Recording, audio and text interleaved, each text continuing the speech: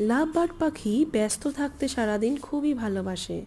সেই জন্য ওদেরকে চাঙ্গা এবং সুস্থ রাখতে আমাদেরকে সজনে পাতা বা মোরিঙ্গা পাতা, সজনে পাতা হচ্ছে ডাঁটা গাছের পাতাকে বলা হয়, যেটা সজনে শাকও বলে জানা যায়।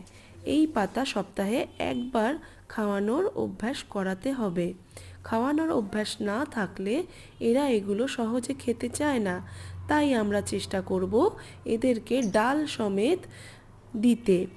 এতে এরা ডালে বসবে, খেলবে, ঘুরবে, আনন্দ করবে এবং পাতা চিবাবে। সজনে শাক এদের ডিম পাড়তে বা প্রজনন ক্ষমতা বাড়াতে সাহায্য করে।